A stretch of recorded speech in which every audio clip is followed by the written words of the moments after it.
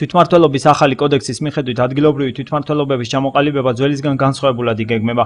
ერთ-ერთსულება სოფლის ტერიტორიულ ორგანოებს შეეხება. ახალი კოდექსის მიხედვით ტერიტორიული ორგანოების გაუქმება იგეგმება. შესაბამისად უქმდება ტერიტორიული ორგანოს რწმუნებულის პოსტი. რწმუნებულის ადგილს სოფელში გამგებლის წარმომადგენელი დაიკავებს, რომელსაც მუნიციპალიტეტის გამგებელი პირადად დანიშნავს. წარმომადგენლის ფუნქციები კანონით გაწერილი არაა და გამგებელი გადაწყვეტს თუ რამხელა ფუნქციით ისარგებლებს ესა თუ ის წარმომადგენელი. გამგებლის პრეროგატივაა წარმომადგენელის სურვილისამებრ დანიშნავს. საჭიროებიდან გამომდინარე მას უფლება აქვს ამა თუ იმ სოფელში საერთოდ არ დანიშნოს თავის წარმომადგენელი. საბოლოოდ როდის ჩამოყალიბება ახალი ინსტიტუტი ეს ჯერჯერობით უცნობია და შესაბამისად ამ თემაზე ადგილზე ჯერჯერობით კომენტარის გაკეთებისგან თავს იკავებენ.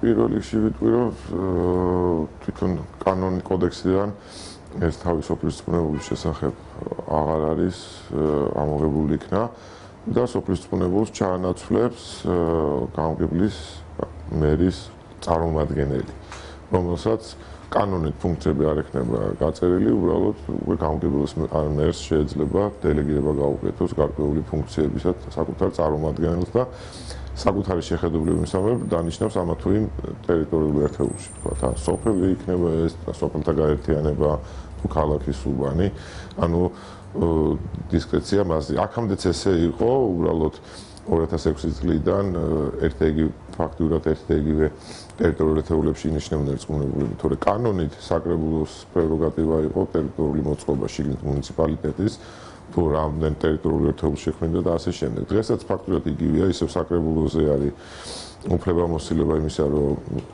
ანუ შიდა მუნიციპალური ტერიტორიული მოწყობის საკითხები თვითონ საკრებულო მოაგვაროს და გადაწყვიტოს და აი რამდენ ტერიტორიულ ერთეულსაც შექმნიან, თქვათ, ან გარკვეულ ტერიტორიაზე გამგებლებს და მერებს შეიძლება დანიშნონ თავისი წარმომადგენელი, ზოგ შეიძლება უფრო მეტი ფუნქცია მიანიჭოს, ზოგს ნაკლები დებულად სპეციალურად შეიძლება დებულებად შექმნან და ასე შემდეგ. ანუ უფრო მოქნილი სისტემა იქნება და უფრო თავისუფლების ხარისხი უფრო მაღალი იქნება გადაწყვეტილების მიღების პროცესში.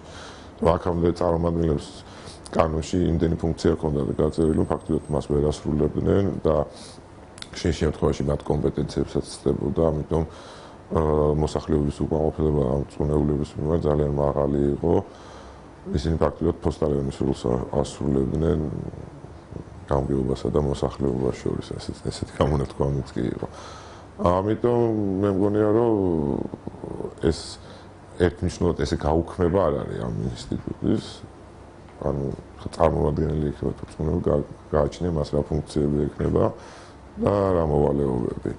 ნახოთ რა გვიჩვენებს, ალბათ კარგი იქნება თუ განსხვავებული პრაქტიკა იქნება, იმიტომ სხვადასხვა მუნიციპალიტეტები განსხვავდებიან სპეციფიკით და აქედან გამომდინარე ყველგან ინდივიდუალური მიდგომა უნდა იყოს. ზოგან ვთქვათ, შეიძლება 200 მცირერიცხოვანი სოფელი იყოს და იქ ძალზედ აუცილებელი იყოს, ვთქვათ, გამგებლობას ხალხის თავის წარმომადგენელი, იმიტომ რომ ძალიან დაშორებულია მუნიციპალური ცენტრისგან, მაგრამ არის რაღაცა დასახლებული პუნქტები, რომელიც ზედ მუნიციპალიტეტის ცენტრზეა მიბმული და იქ საერთოდ ზედმეტიც არის, მე რომ ვკითხო, ზედმეტი ხარჯია, ვთქვათ, რომ დაინიშნოს წარმომადგენელი, მაგალითად თვითმმართველ ქალაქებში, ახალ თვითმმართველ ქალაქებში, მაგალითად ქალაქ მცხეთას ყავდა თავისი რწმუნებული, ხო, როდესაც მთლიან მუნიციპალიტეტის შემადგენლობაში შედიოდა. დღეს უკვე მაგალითად ესეთი პატარა ქალაქებისთვის, როგორც მცხეთა, ვთქვათ, ოზურგეთი ასე შემდეგ, შიგნით კიდე გამგებლის წარმომადგენლის დანიშვნა, ანუ ზედმეტად მიმაჩნია, ამიტომ ეს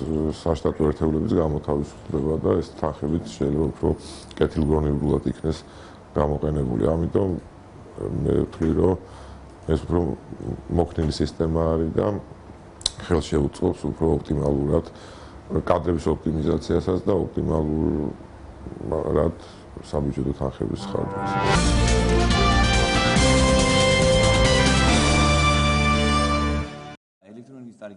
მთავრობის დღევანდელ სხდომაზე პრემიერ-მინისტრი ელექტროენერგიის ტარიფის გაძვირებასთან დაკავშირებით გუშინ გავრცელებულ ინფორმაციას გამოეხმაურა. ელექტროენერგიის ტარიფებთან დაკავშირებით გუშინ იყო რაღაც შეკითხვები. კი, ტარიფებს რაც შეეხება არანაირი ზრდა არ ემუქრება, იყო განცხადება ენერგოპროს წარმომადგენელიდან, რომელიც საერთოდ გაურკვეველია ჩვენთვის, თუ ჩვენ მაშინ გავაკეთებთ ყისერი განცხადებები მასთან დაკავშირებით, რომ ზრდა ელექტროენერგიის ტარიფს არ ემუქრება და იქნება შენარჩუნებული ის ტარიფი, რომელიც როდესაც ჩვენ მოვედით ხელისუფლებაში, მოხდა 4 თეთრით შემცირება. კი ბატონო, მიმაჩნია რომ ეს მიზანმართული კამპანია იყო გუშინ რაღაც საგორებული ტალღა. სრულად უსაფუძვლო და ის განცხადებები რაც გაგეცდა იყო მიზანმართული იმისაკენ რომ მოსახლეობა შეცდომაში ეყვანათ.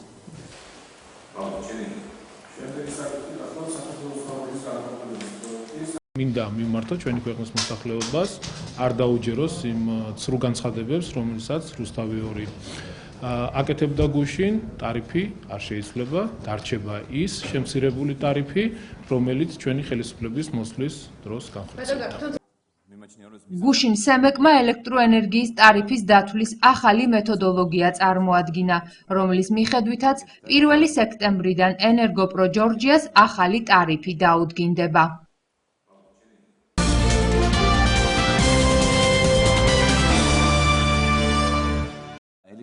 გავრცელებული ინფორმაციის თანახმად სასწრაფო დახმარების გამოძახების წესი იცვლება.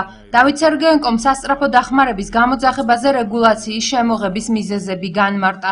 ჯანდაცვის მინისტრის განცხადებით სასწრაფო დახმარების სამსახურის ეფექტურ მუშაობას ხელს 2 ტიპის მიზეზი უშლიდა. დავით სერგეენკოს თქმით, ახლა დაწესდება ახალი რეგულაციები და ეს მიზეზები აღმოიფხვრება. სასწრაფო დახმარების სამსახურის ეფექტურ მუშაობას ხელს უშლიდა 2 ტიპის მიზეზები, 2 ტიპის პრობლემები. ერთი იყო ტექნიკური საავტომობილო პარკის, ეს პრობლემა გვარდება, კონტრაქტი გაფორმებულია და წლის ბოლომდე მთელი საქართველოს მასშტაბით განახლდება ავტოპარკი, ხოლო მეორე იყო რეგულაცია პრეჰოსპიტალურ ეტაპზე გადაწყვეტილების მიღების პრინციპები და მეთოდები.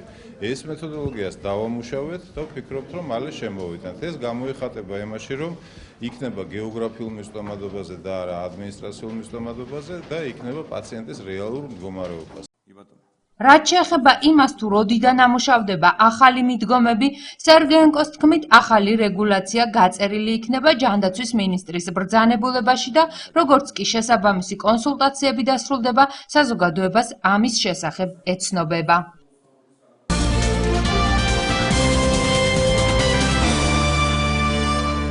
პირადად ჩემთვის გაუგებარია მარგველაშვილის ეს განცხადება, ასე გამოეხმაურა კახა კალაძე პრეზიდენტის კომენტარს, სადაც მარგველაშვილმა კიწმარიშვილის გარდაცვალების ფაქტს საზარელი მკვლელობა უწოდა. ვიცე-პრემიერის თქმით, გამოძიების პრეროგატივაა დაადგინოს მომხდარი მკვლელობა იყო თუ თვითმკვლელობა. გამოძიების შედეგების დალოდებისკენ მოუწოდებს საზოგადოებას პაატა ზაქარეიშვილიც. შეგახსენებთ, რომ 15 ივლისს ეროსი კიწმარიშვილი საკუთარ ავტოფარეხში გარდაცვლილი იპოვნეს. ფაქტზე გამოძიება პროკურატურამ თვითმკვლელობამდე მიყვანის მუხლით დაიწყო. არ ვიცი, ჩემთვის პირადად გაუგებარია გიორგის ეს განცხადება, კიდევ ერთხელ ვიმეორებ, მიმდინარეობს გამოძიება და დადგინდება ეს იყო მკვლელობა თუ თვითმკვლელობა. ამიტომ დაველოდოთ გამოძიებას და ამის მერე შესაძლებელი იქნება კომენტარის გაკეთება. მე არანაირ ვერსიას არ განვიხილავ, პირადად მიმაჩნია, რომ მართლა ძალიან ჩემთვის იყო მოულოდნელი და შოკის მომგვრელიც კი, მაგრამ უნდა დაველოდოთ გამოძიებას, იმიტომ რომ აშკარად არსებობს რაღაც გარკვეული მინიშნებები, რაღაც გარკვეული ნიშნები სხვადასხვა ვარიანტებზე, ამიტომ მე როგორც სახელმწიფო მოხელე თავ შევიკავებდი, ვიდრე არ დასრულდება გამოძიება.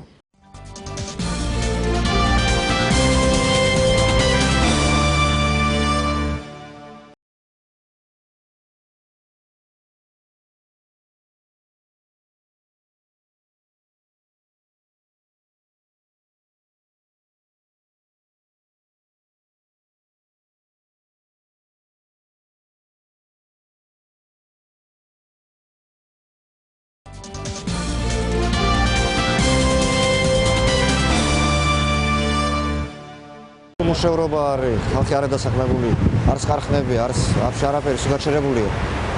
რითი რა უნდა გააკეთონ არ ვიცი. ჩემისთანა პენსიონერს იმდენი საშუალება მაინც უნდა ქონდეს, რომ ის დასაწყისიდან ბოლომდე პურის ფულის არ ეშინოდეს. დასუფთავების პრობლემა ქალაქში ბევრი გამოვიყრია, აი გასაკეთებელია.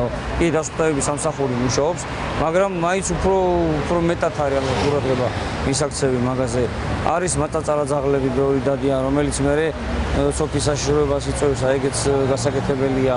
თავარი ალბათ რაც უნდა მოაგვარონ, ისე რომ ხალხს გქონდეს სამუშაო ადგილები შეიქმნეს. დაუცველებ შეღავათები თუ დაემატებათ კიდე თანხები კარგი იქნება, ცოტა დამატებები თუ იქნება კარგი იქნება. აი ჩემი სურვილიდან გამომდინარე, ცოტა უფრო მეტი სისუფთავე ქალაქში. იმიტომ რომ გზები რა თქმა უნდა მოუწესრიგებელია, რომ პირადად მე მძღოლი ვარ და მიწევს ქუჩებში სიარული და რა თქმა უნდა რაც აი ეს დისკომფორტს გვიქმნის ნამდვილად. ამ და სხვა პრობლემებს უყენებს მოსახლეობა ახალი მოწვევის თბილისის საკრებულოს, რომლის თავმჯდომარე თბილისელებს მერისა და საკრებულოს ჰარმონიულ მუშაობას პირდება. გიორგი ალიბეგაშვილი მიიჩნევს, რომ დედაქალაქში ყველა პრობლემა ერთიანადაა მოსაგვარებელი. პრობლემები არის, უმუშევრობა არის, რა თქმა უნდა, ჩვენი ქალაქისთვის, მაგრამ დავით ნარმანიას მიერ წარმოდგენილ აი თავის სამოქმედო გეგმაში ყველაფერი არის მისხალ გაწერილი და ეს ყველაფერი უნდა მოგვარდეს. კიდევ ერთხელ ვამბობ, რომ მერია და საკრებულო ჰარმონიულ ერთიანობაში იმუშავებს და ყველაფერს ის ფორმა და ის სახე მიეცემა, რომ ჩვენი ქალაქი დაემსგავსოს იმ სასურველ ასე ვთქვათ, საცხოვრებელს, სადაც ჩვენ ვიმყოფებით, სადაც ჩვენ ვართ და ჩვენი შვილები არიან და აი აქედან გამომდინარე ეს იქნება მუხტჩაუხრელი შრომა. ახალი მოწვევის საკრებულო 14 ივლისს შეიკრიბა, თუმცა მის მიმართ ოპონენტების მხრიდან პრეტენზიები უკვე არსებობს. თბილისის მერის მოვალეობის შემსრულებელი ამბობს, რომ საკრებულოში კომისიების თავმჯდომარეების პოსტებზე ქართული ოცნების წევრების დანიშვნა იგეგმება. სევდია უგრეხელიძე იხსენებს, რომ ერთიანი ნაციონალური მოძრაობის ხელისუფლებაში ყოფნის დროს საკრებულოს თავმჯდომარეს ოპოზიციის წარმომადგენელი 2 მოადგილე ჰყავდა. ეხლა მათ ასეთ შემოთავაზებები არ აქვთ, არ აკეთებენ. რა თქმა უნდა, თუ იქნებოდა ასეთ შემოთავაზება, ჩვენ ვიფიქრებდით, როგორც მეორე ადგილზე მყოფი პოლიტიკური ძალა, იმასთან დაკავშირებით, რომ მოადგილის ადგილი დაგვიჭირა. ასეთ გასაოცარ დემოკრატიას ამყარებს ქართული ოცნება უკვე საკრებულოშიც. ამ კვირაშივე გაიმართება საკრებულოს ხდომა, სადაც მიღებული იქნება ეს რეგლამენტი და ამის შემდგომ არჩეული იქნებიან კომისიის თავმჯდომარეები. თავმჯდომარის მიმართ ძალაში რჩება ალეკო ელისაშვილის ინიციატივაც. საქართველოს დამოუკიდებელი მაჟორიტარი გიორგი ალიბეგაშვილის წარმომადგენლობითი ორგანოს წევრებისთვის პერსონალურ ავტომანქანებზე უარის თქმისკენ მოუწოდებს. არ უნდა იყოს საკრებულოს წევრობა ფუფუნება და საკრებულოს თავმჯდომარეს თუ ეყოფა იმდენი კულტურა, რომ ასეთი ნაბიჯი გადადგას და ასეთი ქცევა შესთავაზოს საკუთარ ამორჩეულს და ხალხს, მისთვის იქნება პირველ რიგში უკეთესი და ქვეყნისთვის იქნება პირველ რიგში უკეთესი. საკრებულოს წევრობა რომ ფუფუნება არაა, ამაში ელისაშვილს ალიბეგაშვილიც ეთანხმება და ამბობს, რომ საკრებულოს წევრების ავტომანქანით მომსახურების საკითხი გადაიხადება და თანხები მიზნობრივად დაიხარჯება. ალეკო ელისაშვილის ეს კითხვა ბუნებრივია მიმართული იყო იქითკენ, რომ ხარჯი არის ძალიან დიდი და თავისთავად იგულისხმება, რომ ალბათ ხარჯი არის ძალიან დიდი. ამიტომ ჩვენი გადაწყვეტილებაა, რომ შევისწავლოთ თუ როგორ რანაირად იხარჯებოდა წლების მანძილზე, ვის ემსახურებოდა ეს მანქანა და რამდენად მნიშვნელოვანი იყო ამ მანქანების მომსახურება. აი ამას რომ გავარკვევთ, მე კიდევ უფრო ჩამოყალიბდებით პასუხის გასაცემად და ბუნებრივია, რომ ეს ყველაფერი მხოლოდ და მხოლოდ იმ საჭიროებებისთვის იქნება, რომელიც თბილისის მოსახლეობისთვის იქნება განკუთვნილი. და კიდევ ერთი რამ, ყველამ უნდა გაიაზროს და ყველამ უნდა გაითავისოს, რომ საკრებულოს წევრობა ეს არ გახლავთ ფუფუნება.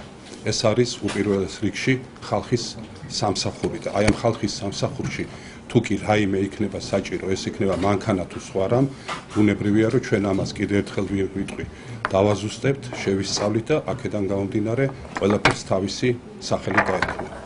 მიმდინარე კვირას დედაქალაქის წარმომადგენლობითი ორგანო რეგლამენტს დაამტკიცებს, რაც თვითმმართველობას ტექნიკური საკითხების მოგვარებაში დაეხმარება. ამის შემდეგ კი თბილისის საკრებულო მუშაობის ახალ ეტაპზე გადავა.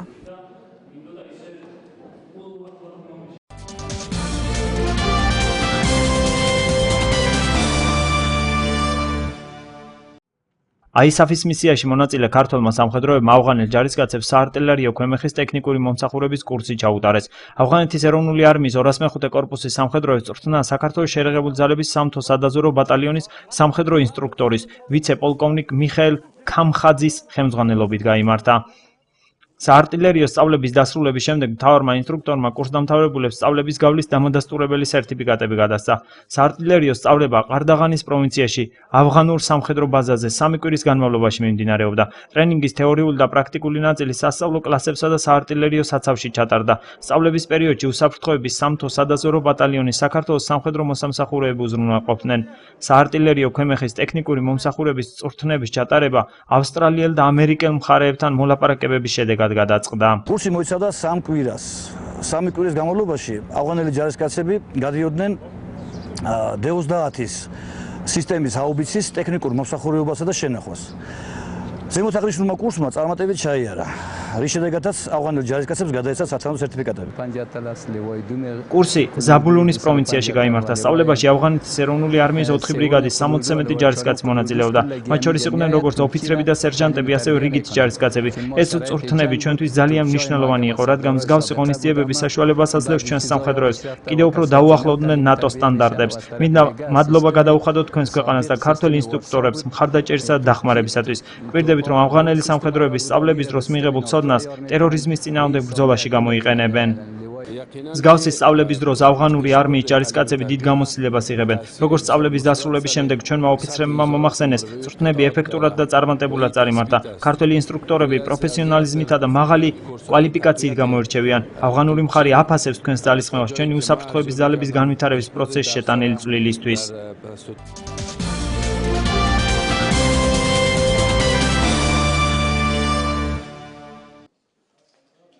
დღეს ძალოვან სტრუქტურებს შორის სამსახურებრივ საშტატო იარაღიდან სროლაში საქართველოს მეორე პირად გუნდური პირველობა გაიმართა.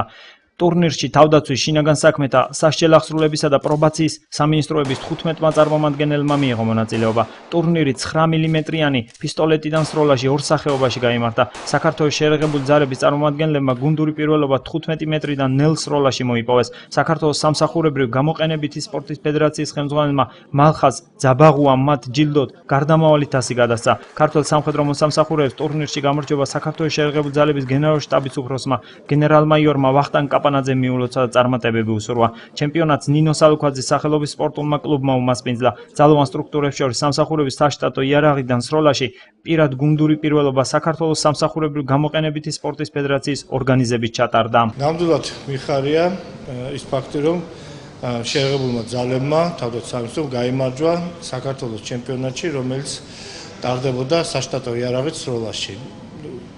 აღსანიშნავია ის გარემოება, რომ აქ იყო საგანგებოდ სპეცდანიშნულების დანაყოფიდან მოყვანილი ხალხი, ეს იყვნენ შტაბის ოფიცრები, ძირითადად, რომელმაც შეძლეს ამ წარმატების მიღწევა. სწორი ვარჯიში, სწორი მიდგომა საქმისადმი იღებს შესაბამის შედეგს. ძალიან დაძაბული იყო ჩემპიონატს, რაც შეეხება თვითონ, იმიტომ რომ სერიოზული გუნდები გვიწევდნენ მეტოქეობას, არ იყო იოლად ასპარეზო. საკმაოდ საინტერესო იყო, აზარტული იყო, მე ვფიქრობ კარგია და მომავალშიც უნდა გაგრძელდეს. ჩვენი ფედერაცია და აღნიშნული ჩემპიონატიც ემსახურება სამსახურებრივ გამოყენებით სპორტის განვითარებას. ეს ის სპორტის სახეობებია, რომელიც საჯარო მოხელეებს, ძირითადად ძალოვანი სტრუქტურების საჯარო მოხელეებს უნდა ეხმარებოდეს და ეხმარება მათი პროფესიული მოვალეობის შესრულების დროს სპორტული სახეობების გამოყენებაში, რაც მათ ყოველდღიურ საქმიანობაში სჭირდება.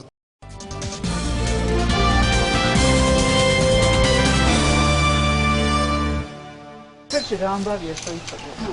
ჩვენ 50 წლის გავხდარა სკოლის დამთავრების. მე 70 წლის მივეიცაცა არის. მე გიზომრ დაყვაჭია. გრიალობ სოფელი. არგვეთის საჯარო სკოლის 1964 წლის კურსდამთავრებულების სკოლის დამთავრებიდან 50 წლის აღსანიშნავად კვლავ შეხვდნენ ერთმანეთს შეხვედრა სიხარულის ცრემლების ფონზე.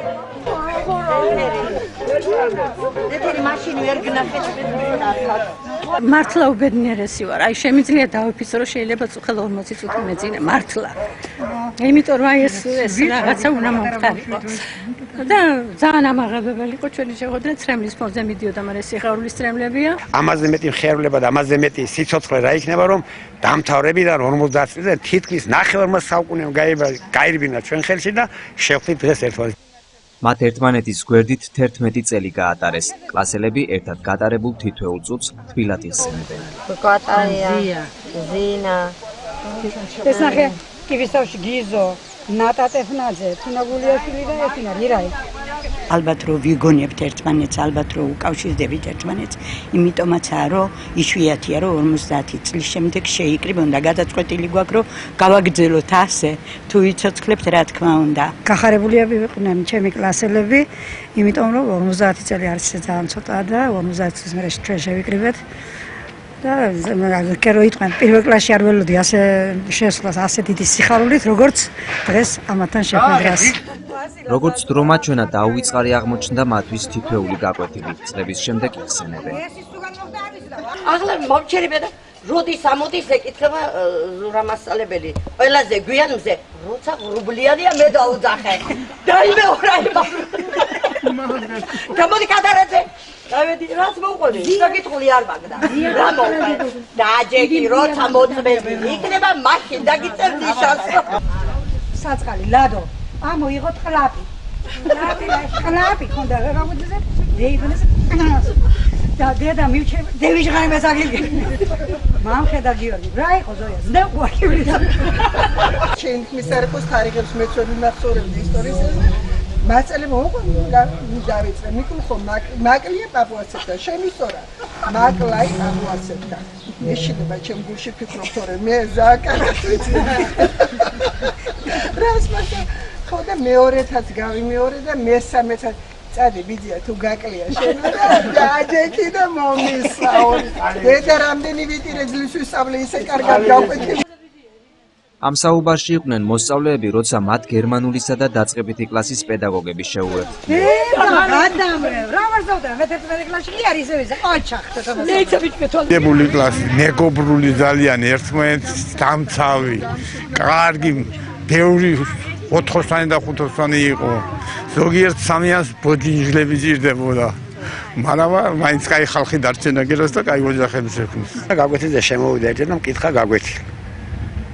წამიკითხეო გაგვეთილი და წაუკითხე და რომ წაუკითხე გითხრა მითხრა რომ სამიანს დაგიწერო რა კარგ სამიანს დაგიწერო მე მითხრა წადიო რა ზურავიო და ერთი 4 წელი ჯოხი მომიტანი 10 სანტიმეტრის სიგრძის რომ იყოს მეც გავიხეცი ახლა რა ვიცი რა თუნდა მე იქიდან წავედი სხვაგან ნახე დანა სანტიმეტრი რაღაცა გავაკეთეს 10 სანტიმეტრი 4 ჯოხი და მოუწადე აი შოთამასწრებელი 4 თქვენი დავალება შევასრულე შენ რატომ მოგატანია ჯახები იცი რატომ სახში რო წახვალო წინ დაუკანო გვერდებიდან და ბოჯინჯლები შეუყუდეს სამიანს არ წაგიქცეს გზაში პედაგოგმა სკოლის დამთავრებიდან 50 წლის შემდეგ კიდევ ერთხელ ამოიკითხა სია.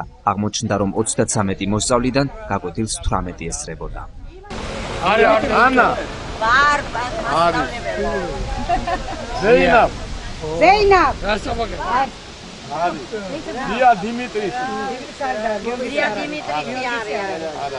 სიხარულით უხარებაც ერთად არის არეული, იმიტომ რომ საუბედურო 9 არაჩვეულებრივი და ყველა არაჩვეულებრივი იყო კლასელები აღარ აქვს და დიდება მათ სულებს.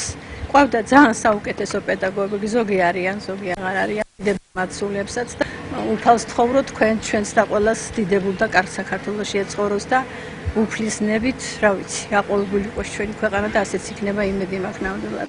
ყველა ერთხმად აღნიშნავს, რომ 1964 წლის გამოშვება ყველაზე წარმატებული იყო. მათგან უმრავლესობამ უმაღლესი სასწავლებელი დაამთავრა, გახდნენ ექიმები, ინჟინრები, ბიზნესმენები. 1964 წელს დავამთავრეთ, გამორჩეული კლასი იყო ნამდვილად 4 მედალოსანი ყავდა. დანარჩენი იქვია ახლოს თითქმის არ დარჩენილა არც ერთი კლასიდან რომ რაღაცა სპეციალობა მაინც არ მიიღო და უმაღლესი განათლება თითქმის მიიღო 90%. ძალიან კარგი კლასი ჰქონდა. მოსიყვარულე რა თქმა უნდა, ისე გვიყვარს ერთმანეთი როგორც აი მაშინ იმერხებზე, მე ასე ვფიქრობ. მათ სკოლის დამთავრების 50 წლის იუბილე მიულოცა მედია ჯაფარიძის სახელობის არგვეთის კულტურის სახლთან არსებულმა ანსამბლმა ციცინათნა.